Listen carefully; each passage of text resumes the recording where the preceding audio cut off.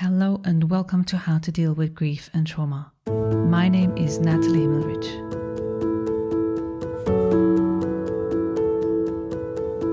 How to Deal with Grief and Trauma is completely self-funded, produced and edited by me, Natalie Himmelrich. Consider making a small donation to support the podcast.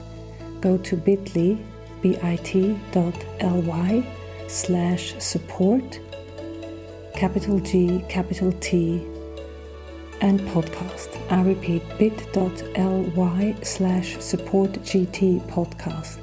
Thank you so much. And for more information, please visit Natalie's website, join the podcast Instagram page, and subscribe to the newsletter to receive updates on future episodes. So welcome to today's episode, another episode with Meghan R. Jarvis. And actually, if you haven't heard the previous episodes with Meghan, she has been on the podcast twice before in season 4, episode 41, where she talks about her own story of as a therapist and how she dealt with grief and loss and trauma in her life, when she lost her mother and her father shortly after one another. And then there's the other episode in season 5, episode 49, where we together review trauma and grief modalities that are out there. Because let's face it, the two of us, Meghan, we speak the same language, and that's why I'm so grateful to speak to you again. We sort of are at this intersection of grief and trauma. And so one of the things I wanted to talk about with you is, because you also just wrote a book, but it's really the questions, the essential questions that come about grief and loss. And some people, they are those that come and see us and they ask us those questions. Some are really keen at learning about grief and understanding it and trauma. And some, they might be more the people who want to read a book and they'll do it in their own time, in their own way. So welcome, Meghan, first of all. Thank you so much for It's so good to see you again. Thank you for having me back. I'm delighted to be here. So let's maybe start with, what are the questions? Those people listening might be grievers. It might also be people supporting those who are grieving. What are the questions that grievers come to us? Why don't you start? What is the question that you hear most? I love this question. I love how you just started. And even before I jump into the questions, I want to say this thing because I feel like it's the implied part that's left out of the conversation a lot of the time, because you and I are trauma therapists, meaning by the time somebody walks through our door, they're already really struggling with symptoms. Exactly. They already think that there is something wrong with them.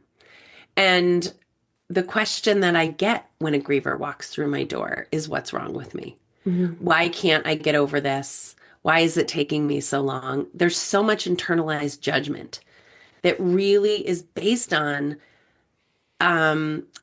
living in a culture that has not told the truth as we actually know it about grief and loss, right? So if you and I were to sit and have a coffee and talk about what we know the experience of grievers to be, it's going to include much longer timelines, much more significant symptoms, much more disruption to functioning than, let's say, if we were sitting with a group of CEOs, or if we were sitting with a bunch of physical therapists, or if we were sitting with a bunch of artists.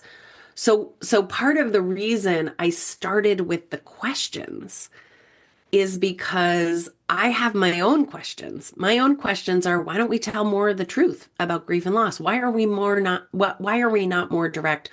And you and I say this all the time.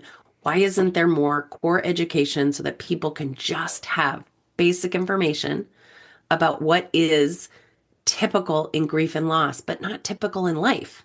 Mm-hmm. And what ends up happening without that information is people look at you after about 3 months and think you're not doing very well, when meanwhile 3 months is a minute in grief. Mm-hmm. You begin to internalize that, what's wrong with me?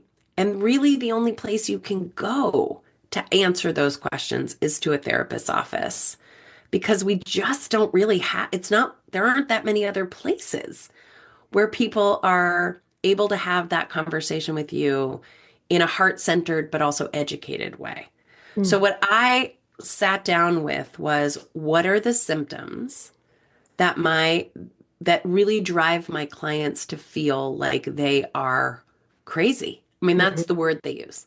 Exactly. And so I structured the book the way that I structure my conversations with people. I think education, let me tell you about what we know. Let me tell you about what's common. Let me tell, same way, if you were going to Australia, I would say, let me tell you about the weather as I experienced it there. But also, we can look up the weather for that time of year so you'll know how to dress. You'll know how to pack. We just don't do enough of that for grief and loss. And so then the grievers come to you and me as therapists, even though grief is not a mental health problem. For many of us, it can become a mental health problem.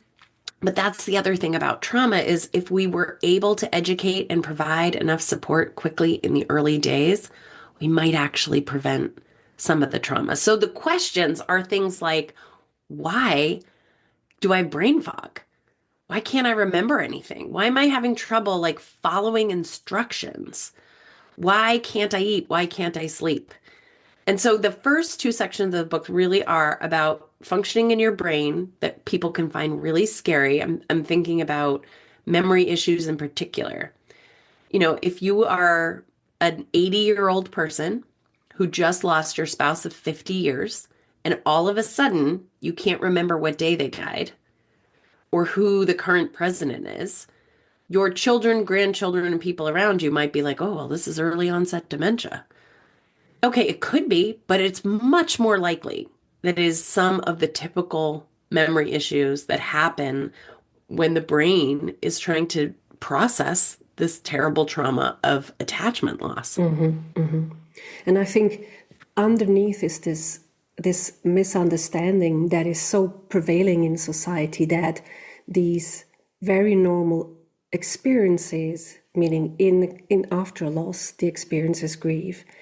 And we are so avoidant of these intense so-called negative emotions or intense emotions or uncomfortable emotion that we want to get away. And so also with the sentence of, oh, you're so strong, you're doing so well, when a griever maybe doesn't cry, there's pertaining this idea of not showing up with whatever it is, whether that's grieving, crying or grieving brain fog, or however it's showing up is not okay. So I think, and I think parallel to that is what we from trauma know is the understanding of the nervous system. That's sort of the basics to say, hey, you have a container with all of those emotions having a space. And it is that container that with this extreme loss experience has, if it's the first one, hasn't been prepared to feel that and is overflowing. That hole in the sand is not big enough to hold all that. And it needs to get used to that first. And I think often that, why didn't we learn that in school early on from our mothers, from our caregivers? Right. But no one did. Or sometimes they were the first one. And where are we teaching it now, right? So, I mean, sort of the civil rights component of this is therapy, at least in the United States, I don't know what it's like for you, is still really expensive. Even with health insurance, there are often really long wait times. And even when you get a therapist, there's no guarantee that they're trained in grief and loss. Exactly. And there you make a good point, which sorry to interrupt you, because no. Know that we speak about this and know all this. And I'm so grateful that it's not just us talking on our podcast, but also people like Anderson Cooper talking on a big scale about it. But it's like also these therapists that you just mentioned who are not trained, they're perpetuating the cycle of, oh yeah, something's wrong with you, we need to fix you. Whereas a griever is nothing to be fixed. It's just the process of that going through. But I interrupted you. Yeah, well, no, exactly. And again, I don't know where I would be if I didn't have my trauma training, right? Because when people think about therapy, I think what they're thinking of is like, oh, come in and tell me about your problems. And then just talking about your problems is going to somehow alleviate your emotional experience. But and by the way, that's often what it looks like on Instagram is like, just feel your feelings, right? There's a lot of these pithy phrases, feel your feelings, give yourself permission to grieve, like hold space for each other, all of which kind of have this therapy language around it that nobody really understands what that means. Like, if you really get to the average person and say, what does holding space mean? They genuinely have no idea. Or what does it mean to feel your feelings? Like, aren't I feeling my feelings? What do you mean? How do I feel my feeling? How do I give myself permission to grieve? Here's the thing from a trauma perspective is that's actually not great information. Saying to somebody, just feel your feelings when what trauma means is when you get into those feelings, it sort of, it dysregulates you, right? Another therapy word, but it's more energy than your system knows how to manage. Yeah. And then it creates this reverberation of other symptoms that you are going to spend days, weeks, months trying to sort of soothe and calm down. Mm-hmm. So, I think it's really important to borrow from the trauma field into the scope of grief and loss, because the data around who is actually suffering, what are they suffering with, is not great. I know there are people out there that are working hard to get better at that, but it's very difficult for me to come to you and say, hey, Natalie, did you need more support with your grief? If you have no idea what support could have been. Exactly. It's like me saying, what do you want for lunch? And you've never had sushi. You're not going to say sushi because you don't know sushi exists. So part of what I get really riled up about is we could be telling you sushi exists. We absolutely could. Let's pretend just in a basic biology class, we talked about the central nervous system. We don't even have to come at it from a lens of grief and loss. But, I teach these classes in corporate environments that are ostensibly about the idea of neurodivergence, the idea that, not all brains process and store information, but everybody's neurodivergent. People love these classes. They love hearing that other people don't like the texture of a cotton ball, or can't sit with their back to the wall, or have a really hard time processing multi-stepped information if they don't have music on or headphones on. And I feel like neurodivergence is another entry point where we can talk about grief and loss without having to turn it into a grief and loss class. Now, I would love to just I'm actually creating and teaching at a high school in New Hampshire, a grief and loss course where those kids are going to 5 days a week get 45 minutes of education about grief and loss and death and dying, which is just makes me want to cry when I think about it. I'm so excited. But we could be doing it. We're just not doing it yet. And I've added the yet because the more community I'm in with people who are in the grieving space, the more experts that I am connected with, I see the passion, I see the work that they're doing, and I'm like, we're going to get there. The same way that there didn't used to be a book about pregnancy and women's bodies were a mystery. And now there are 100 books about pregnancy and what to expect when you're pregnant. We're, at least in this country, we're doing a similar thing with menopause. It used to be like, nobody talks about menopause. That's a quiet word. That's just an unfortunate, sweaty experience that women go through. And suddenly we've got movies and we have leaders and we have, my little doctor's office now has like, these are our menopause specialists on their website, because there is information that women should have about their own bodies as they are going through this developmental stage of life. And that is what grief also is. It's a developmental stage of life. We don't know exactly when you might have profound loss at 10. And so the grief education you get has to match the fact that you're 10. But for most of us, by the time we hit 40, we are burying parents. We have lost friends. We've had health crises. We have had divorces.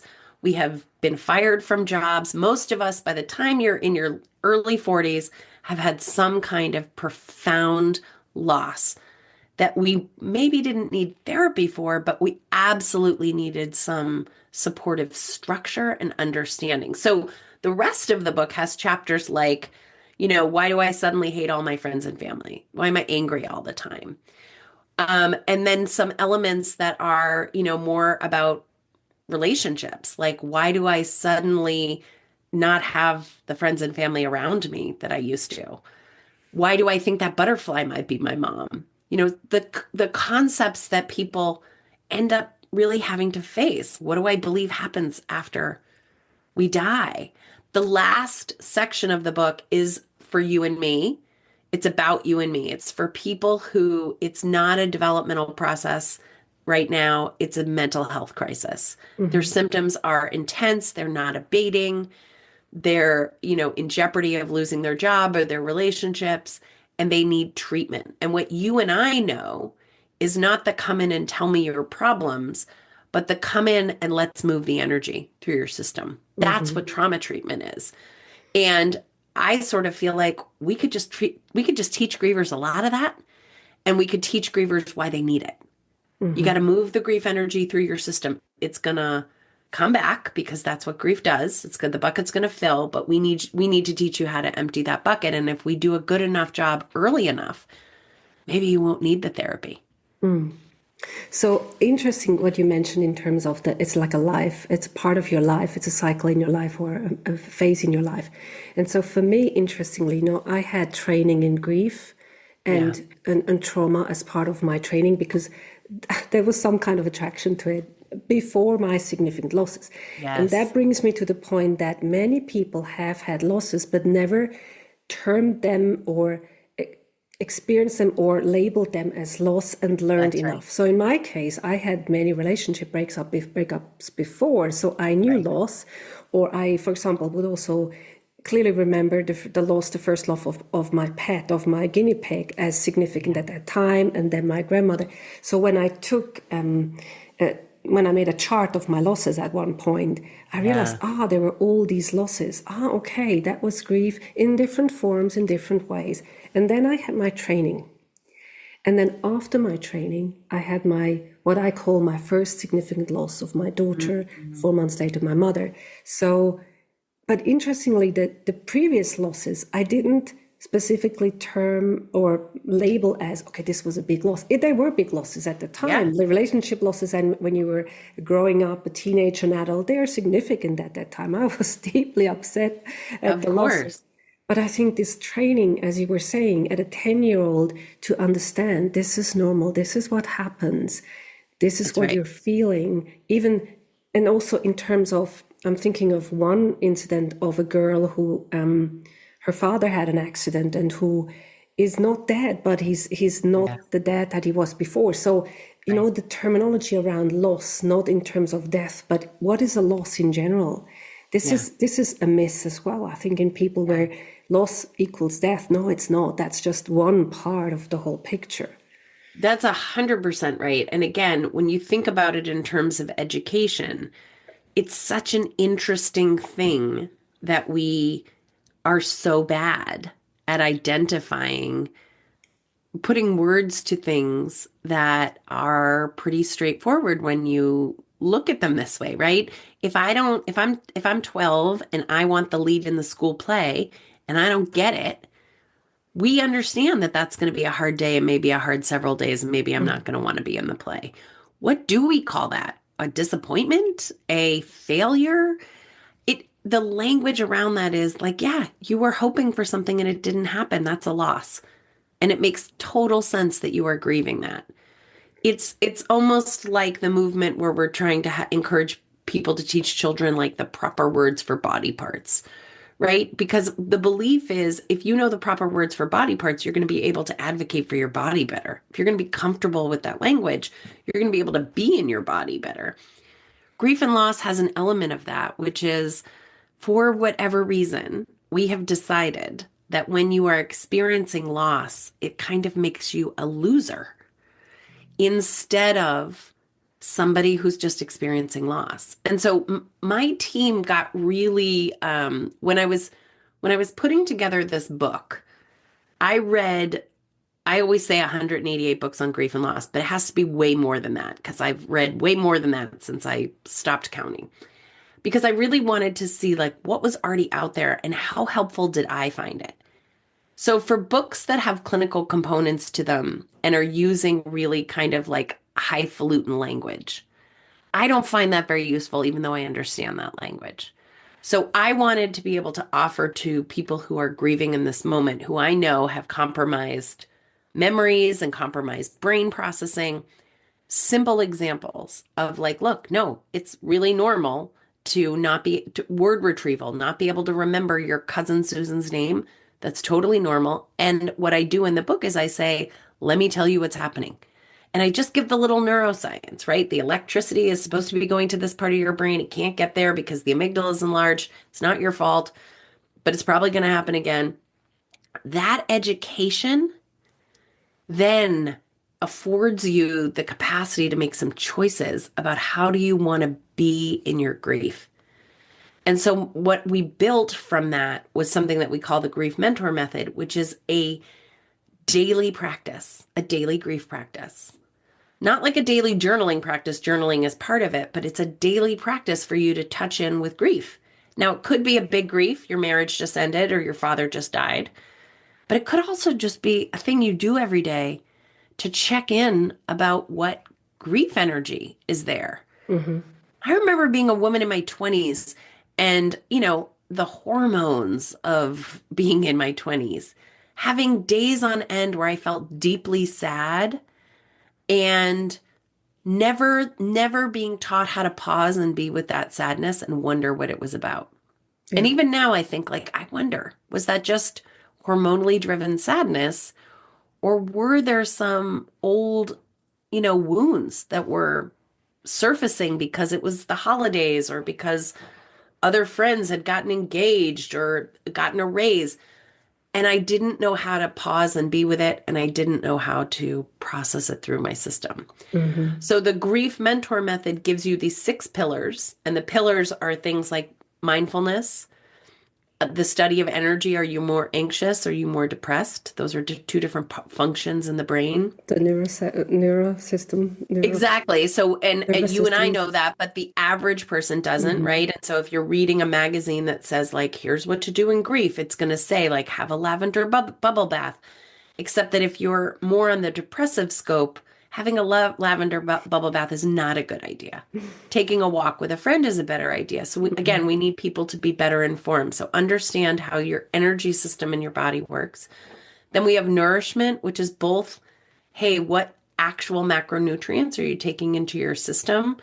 In all the time that I've worked with grievers, I hear a lot about people eating lasagna and banana bread, which are delicious and amazing foods, but they don't have protein and they don't have enough fat really to keep your neurotransmitters functioning at a very highly energetically expensive time. And nourishment also is about what feeds your soul. Is it going outside? Is it music? Is it art? The things that aren't productive but make you feel grounded. And then the T is about translation. What is the story you tell yourself about what happened? Because and I know the way in which we create language around our experiences. If I say to you every day, nobody likes me, I'm going to create a world where I don't have a lot of friends. So being able to sort of, what is the story you tell yourself about what happened? And is that the story you want to live into?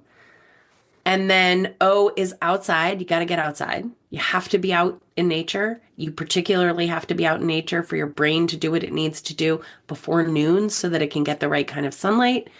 And you're going to have to go outside your current support network, because the people who know you before your loss, they know how to be with that person. They may not inherently know how to be with the person whose life has irrevocably changed. Mm-hmm. Maybe they will, but friendship loss and disruption in relationship is something that comes up all the time. Yeah, absolutely. And then R is about ritual. So how do you honor your experience? Did you start a foundation, or do you just make their coffee the way they liked it once a week? How do you do that? And also rest, because grief is exhausting. It's a really high learning curve. And so we've created this practice so that people can just take pieces of it.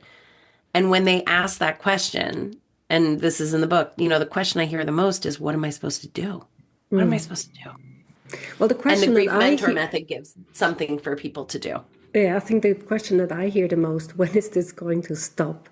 How long is my grief going to be? And I think that pertains to the idea of it doesn't need to be long, or it shouldn't be long, or it's too long, or there's this notion of a year to grieve and then it's done. And I like the quote, I quote David Kessler, when he says, how long is the person going to be dead? That's the amount of time that you're allowed to grieve them. And I think in that, the question that I love to ask you is, I think for me, it's always the question, what is the definition of grief? What does a person define as grief? Is this lame for the person, or is it just the painful sadness? Because that word grief is also a bit elusive in terms of what do people actually mean when they say, is your grief over? Well, what is the grief? You know what? So I love that question. I landed on something that I feel really comfortable with. And I listen to other people and I'm like, yeah, I'm fine with that definition too. That also works. And so I think the hubris of being in the work for a while is that in the beginning, it was like, I need to find the right answer, right? I want to be able to offer people education and solutions. And now, particularly because you and I are part of a network of people who are grieving, I really have a deeper understanding and appreciation that grievers have some trajectory that is similar, but it's very personal. So if you want to describe it as a wave and you want to describe it as a whole and I'm happy with that. I think it's important for people to find language that feels true to them. And so we do in our grief mentor method work, we say, tell us what is the thing that has really landed with you that feels good. What we find in that is that people don't always have something. And so then what we offer them is this, that grief is the energy that's created in the body on account of loss. And sometimes I say in and around the body because for some people who are really disassociated from their body, it feels like it's outside of them. Mm-hmm. But that's the definition that I use, is that it is an energy that is brought to the system because we spend a lot of time talking about what we lost. My husband died. I lost him. I lost the father to my children. I lost the breadwinner. I lost. What that does then is it brings in an energy. And then we get really curious. So what does it feel like? Does it feel like depression? Does it feel like anxiety? Does it feel like panic? Does it feel like joy? Does it feel like sexual urges? Does it feel like hopelessness?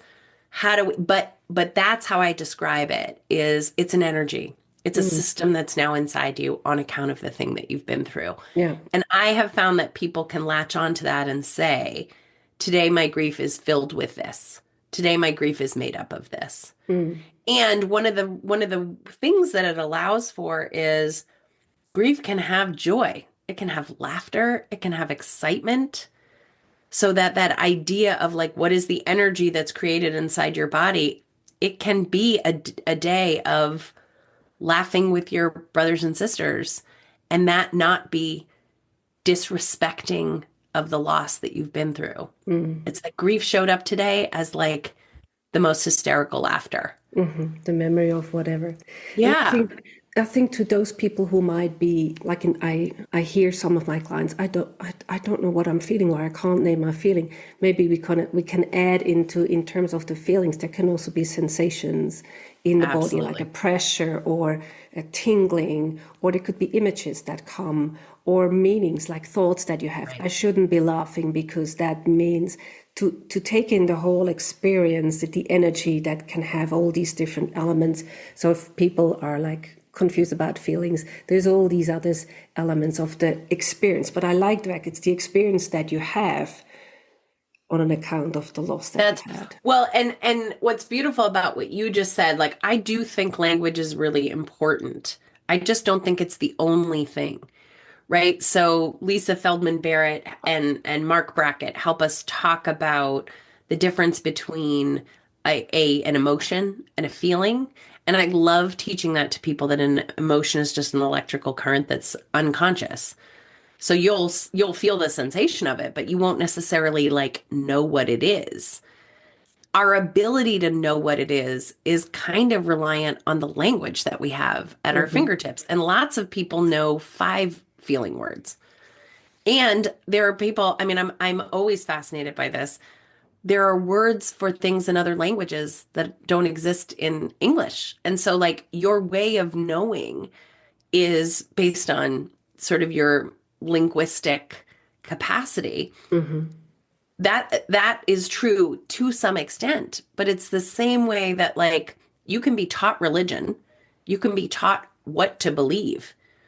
But my experience with people who have grown up in a church and grown up with doctrine and dogma, they don't always feel the same after they go through a profound loss. Mm-hmm. And there isn't always language for it. And so being able to use things like art or movement or music, something else as a way of sort of saying, just let's be with the energy. use your imagination, let's move your body so that the energy that is grief inside your body, move it in a way that it wants to be moved. All of that comes from, I think for some people, the instinctive understanding and response of being connected to their energy. And then probably for clients that you and I have, we have to teach them how to connect to that energy in a way that feels safe to them. Yeah, absolutely. Well, I can ask even more questions and have even more answers from you, but I think also for people to know that, as always, the links are in the show notes for Meghan. And please go and listen to the previous episode, because Meghan shares a lot in the previous episodes, as I mentioned, 41 and 49. That is a really good thing to go to as well. So Meghan, tell us a little bit, what would be your hope for, if you had like a magic wand and you could wish something for the world in relation to grief and loss and trauma? How would the world look like if your magic wand had an effect? I stand on stages now and I say, raise your hand if you've taken a class in grief and loss. And I think the most I've ever seen is 7 hands. And that was in a room full of clinicians. Wow. So my dream would be, I ask that question and every hand is raised, that there is so much opportunity. I don't mean one curriculum. I mean a million curriculums. It doesn't matter to me that you learn one thing about grief and loss. What I've come to understand is the people who are in this field all talk about the same thing. We might talk about it with different specificity. Oh boy, my tongue tied today. But I would like people to be able to feel more hopeful about their experience of loss and less disconnected. I think the word that is used with me the most is that my grievers tell me they feel totally separate from the rest of the world for at least a period of time. Mm-hmm. I think that is a seminal, unavoidable experience when you go through a profound loss. Everybody else seems to just be going to work and getting on the train and buying a coffee, and your whole life doesn't make any more sense. And what I believe is that education will allow people to hear that that is a normal, typical, predictable, and maybe even anticipated result. And that for most people, that passes over time. So that's one example, but there are a million examples. And I think isolation is one. The world is suddenly talking about isolation. Our Surgeon General here in the United States wrote a report in 2023 about how loneliness and isolation cause really terrible physical ailments. The equivalent of smoking 5 packs of cigarettes a day on the heart, that kind of stress. Wow. But what that paper doesn't say is who are the people who are identified as isolated. Mm-hmm. And there are lots of people, but I think people assume it's like a little old lady in a 5-store walk-up. Yeah, that is one person, but the people I hear from all the time are the grievers. So I want to see all those hands go up. I have had core education in grief and loss. I want it to be accessible. I want it to not be exclusive only for the people who can afford it. I want therapists to all be trained in it. Yeah, I want there to be a total culture shift. I would add to that, the picture that I had was, so in my country, for example, it is common that if you see someone that has trouble getting into a tram or a train, if you're empathetic, you would say, can I help you? Yeah. And so my dream would be that grief would be so normal, just like seeing that person struggling with getting in and saying, can I help you? So that it would be not seen as, oh my God, what is this person doing? I need to cross the road, not to ask them, not to make them cry. But it would be so normal, like an elderly person needing a little bit of help. That would be my dream, as a way that people who are grieving to be met with a kind of normalcy, that it's like, it's okay what you're going through. Just like any phase in life, this is part of your phase right now, that you're having those feelings and that you're incoherent. And you know, the thing that I was reminded when you spoke about feeling crazy, I remember I felt as if I was going crazy at that time. And the knowingness now that I'm not crazy just feels like it. And that's what I say to my clients. Absolutely validating your feeling. It feels like you're going crazy, but what you're feeling is actually normal given the circumstances. Yeah. And I do think being able to explain to people it's a learning process and here's what your brain is trying to do. And you need to drink a lot of water because it's really hard for the brain and you need to sleep a lot and you need to say it out loud and you need, being able to sort of coach people along the sideline to say your symptoms, the things that are challenging you or the things that we can treat. How you're going to become a griever and what your grief is going to need, that's really going to be your work. But helping you get into a state of regulation so that you can show up for that work as quickly as possible, that's where the education, I think, is really key, is being able to say, this is what's going on in your brain and your body. This is what's happening in your relationships. All of it is typical. Here's how we're going to look at your system and try to bring it back to a 5. And we may have to try to bring it back to a 5 100 times today. And then maybe a week from now, it might be 80 times. And then a week from now, it might be 120 times. But we're going to create those practices so that you can do the harder part, which is learn to live on this planet without the person or the relationship or the job or the thing about being a teenager is, I remember not getting the lead in the school play and I really did believe my life was over. I really did. I remember thinking that.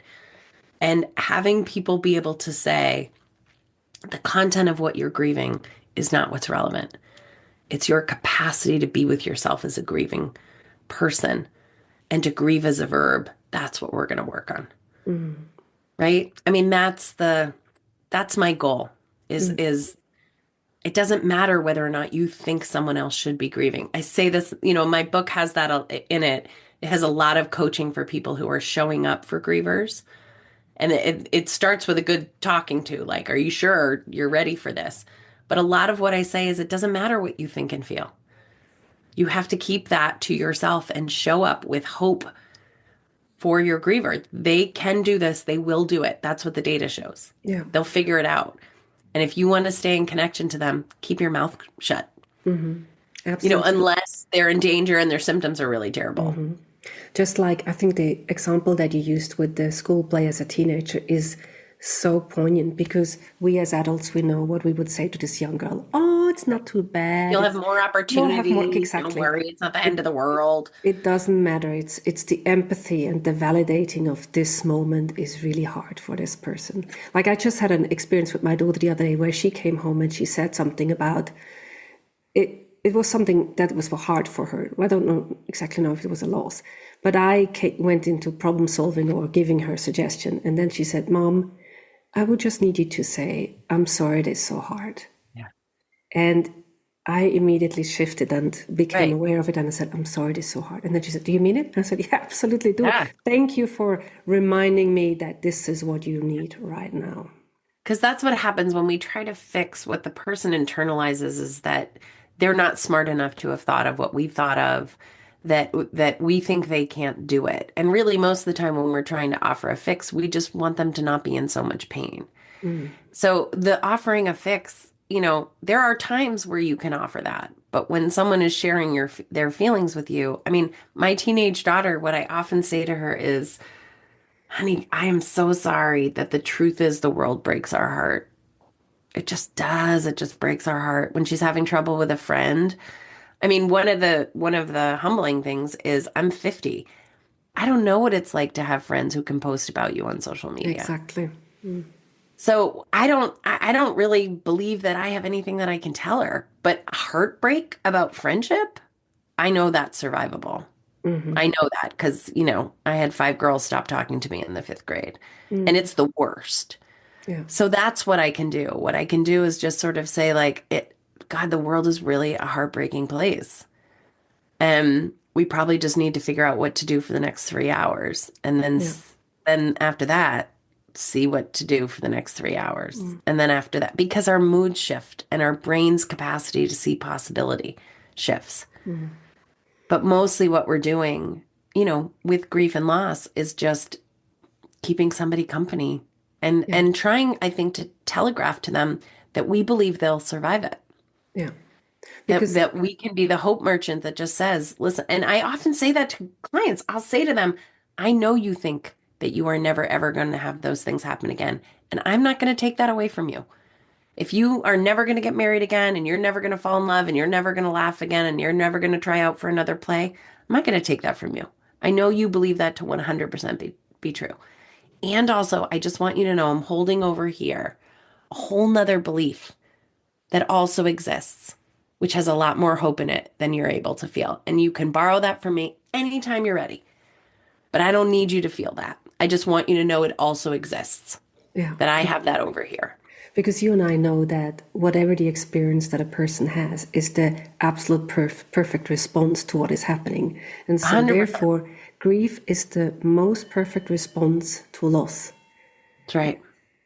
If we believe it's totally justified. It's 100% response. The same way laughing. Perfectly appropriate. Right. It's the same way laughing is the perfect response to something funny. I mean, and also sometimes we laugh at things that are awkward or make us scared or, there are ways in which grief pops up that surprise us and don't feel appropriate, but that doesn't mean they're not appropriate. It just is. And I love the work that you're doing. And I love your podcast for all the extraordinary guests that you have on and the language that you're able to add to the conversation. It's just a real honor to me to be working and talking to people who are like, yep, let's keep going. Because I know you share my same, one day we'll be old and we'll be talking about this and be like, yeah, remember before people used to get education and grief and loss? But my hope is, can anyone tell me, is really intended to be that primer. I really sat down and was like, what are the questions that my clients struggle with the most? What are the shared experiences? What are the things that typically happen? I write a description of a client who goes through that just so you can see what it looks like in real time. And then I give a couple of suggestions of what a griever might want to try and also what a supporter might want to try. And I would love for the book to be something people picked up even before they're on that lap in the race of life, of grieving, because I think it's easier to learn stuff when you're not in that compromised state of mind where, you're overwhelmed. I think it's easier to take the information in. And that's what people have said to me is like, wow, it's a quick read. It's an easy read and it makes sense. That's what I'm hoping for, is not to make everything more complicated and put a lot more therapy language around it. If you need that, you can get that. This is more, everybody grieves in big and small ways all day long. It's part of life. Famous last words. Well, thank you so much, Meghan. Thank you, Natalie. All the links are in the show notes. You can find out more about Meghan if you listen to the podcast episodes as well, and go and check her out. Thank you so much, Meghan, for your time. Thank you so much, too. Talk to you soon. Thanks for listening to How to Deal with Grief and Trauma. If you'd like to be updated on future episodes, please subscribe to my newsletter on nataliehimmelrich.com. If you need grief support, please contact me for a 30 minutes free discovery session. How to Deal with Grief and Trauma is produced and edited by me, Natalie Himmelrich.